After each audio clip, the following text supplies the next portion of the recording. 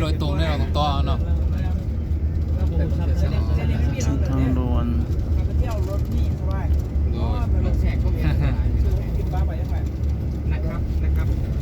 รถไฟ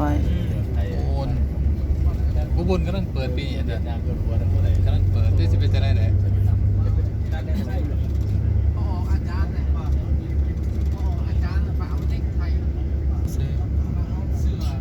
บางมือซื้อ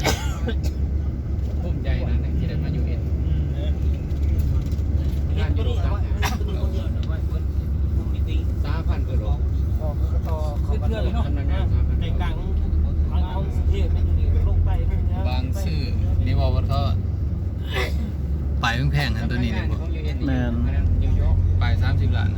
นี่บ่เปลี่ยนออกกันเลยมันเป็นข่าว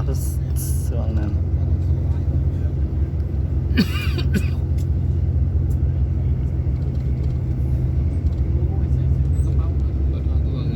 วันนี้เป็นวันเกิดพระราชินีเลยโอ้ทรงเจริญวันพระสมภพน้ำตกราชินี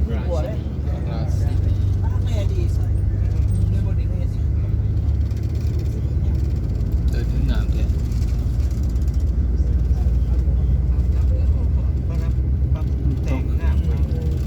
สะอาดเนาะแต่นั้นที่กันดาเห็นแบบนี้ด้วยวันเดียวเลย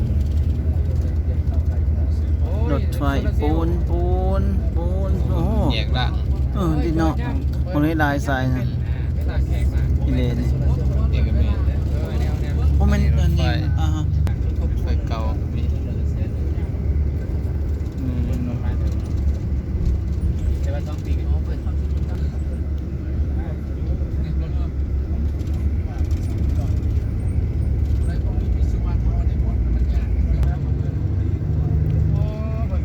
แสดงว่าพวกคิดว่าตัวนี้ยุคนี้เป็นพักไปเลย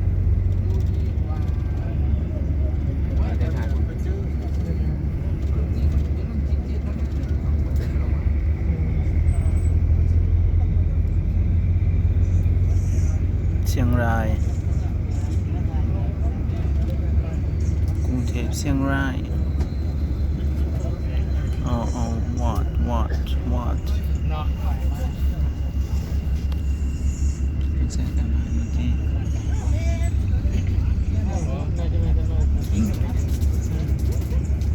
หาเสื้อโควิดอะไร